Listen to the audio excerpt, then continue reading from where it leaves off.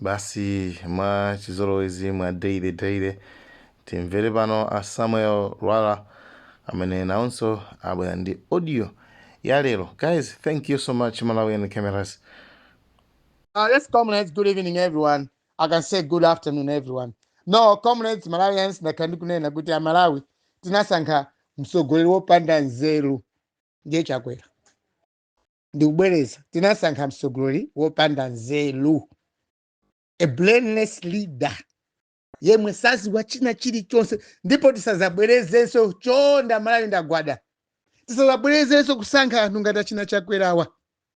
Malawi muno tizafa chopolama mmene amanena Julius Smith, tizafa chopolama.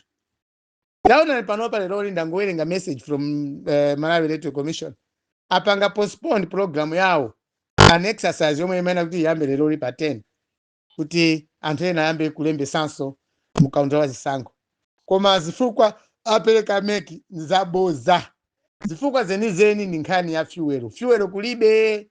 Magalimoto ameki amayendera petrol, sayendera magazi, sayendera mchenga, sayendera madzi. Koma zifukwa apereka inde mwina za office kwawo pacha boma lathu la Chakwera ndira boza. Nkhani ilipo apa ameki angona chilungamo kuti chafuta mafuta kulibe. Otenga ma officers kukaika madera omwe kuti akhale chisankho atalipangiza chisankhozo. Komanso anthu kukwera galimoto ngati ali ku Blantyre afuna kalembese ukaronga sangayende chifukwa mafuta kulibe. That's the fact. Kwa zoma na maboza ati aipalisana zina afuna pangi hai mbutesu zabotsa. Mafuta kumalayo kulibe. That's it. Ngati mafuta kulibe chisankho singapange. Zulo nanena zulo kuti mafuta amenewo ayimisa boma. We should just declare a state of emergency. Ngakhale kusha declare state of emergency pamakhala njira yake. Kwa nati Africa panopa already we're in the state of emergency. We don't know who's controlling us. We don't know what we have. Zinthu zomwe tili navo zikhoza kupita pasogolo mwa watu. Kukhala ofewa tilibe kumalawi. Mafuta tilibe. Chakudya tilibe. Mitengo zinthu zingokwera. South Africa September tikafika koma. Mwina zisankho zikalakhala mwina May tikanakhala bwino.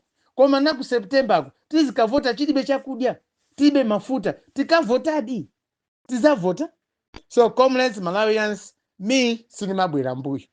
Achakwera, Achakwera ndi MCP, ndaona anthu ambirimbiri auti kana kumbali loji, aupangana Orienti, kuti apanga bwanji, azigwira bwanji ntchito zosiyana-siyana, anthu amene anasankhidwa MCP convention. Anthu ndambiri kwa basi. Ndemwe anthu onse atambiri, palibe wanzeru yemwe angazuzula Chakwera. Yotanza nzeru. The whole team. Yomwe inasankhidwa convention. Palibe wanzeru yemwe akuona zofoka za Chakwera. Basi wote anasankhidwa convention, they cannot blame the president. MCP pena pake kuchipani cha MCP kaya sinikuzoa kuchisikani chani maka. I wonder why this party MCP, how it is working towards developing this country. Some of the things that tukudabwa kuti maina anthu ofunikira kula anthu otanapita uskulu bwiru akuchipani cha MCP. But this man alibe nzeru president wao. Alibe nzeru akulephera kumuthandiza chifukwa chani, and they need a vote. MCP ausa campaign for Chakwera kuti azawina zisankho za 2025 pamene akuziwa kuti alibe nzeru Chakwerayo. Chimene akulimbikira MCP ndi chani? Ndi chani chona MCP akulimbikira? Chakwera nanena bwinobwino ndikakhala pa mu office zaka ziwiri ngati sinzapanga bwino ndizapanga design. Chakwera sana shi resign nditu yani. Mavuto akushakuonekeratu. Anamba mavuto Chakwera 2 years ali mu office mavuto namba kale kwaona. He has never resigned. And what happened, what pains me most, chimando wakwambira chokuti Chakwera sana pange resign. Even vice president wake sana pange resign. Koma the vice president wake when went in amsanga most bad paper anomwalira pangozo ya ndege.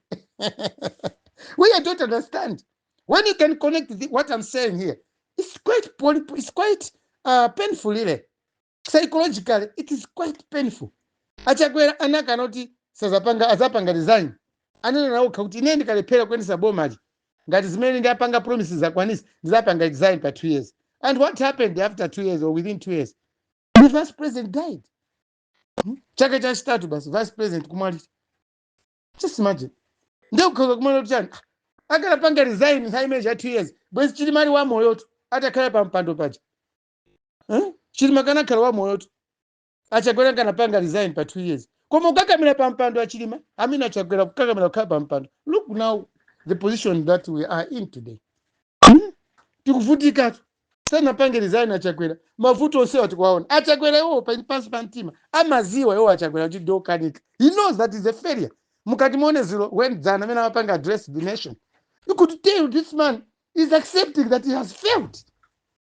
Akuvomera chakwera kuti walepera kukwatisa zina ndi zina akuti akutuzwa chitupya zitupya zimene anazipanga ndani aya aboma la kale ihayi zazitupyazo ifamalaiti maziwa kale kuti kuli mavuto. DPP ili ndi mavuto yatipasa mavuto achati mafuna zitupya iye atuzule within 100 days in office sana tuzile within 2 years ukalephera utuzula zituzizo matuvyawo akanapanga design aikepo anzache mwina chilimata akanatuzula maujeni amene wawatu akanatuzula ndepanopa zituzo zimene unenazo akaninji kamata akanjinji aja panopa aliponseponse angogwira pena paliponse akanyinji amene wa zotupa panopa ndeziko ati ndeli nazo zambiri zina zili munkhwapa even kumaliseche zina ziliko zotupa zambiri achakwera sangazipange zimene mwinaso nawonso zotupazo ali nazo mmutu mwawomo chifukwa mmene zikwenda zinthu apa aliyese even a president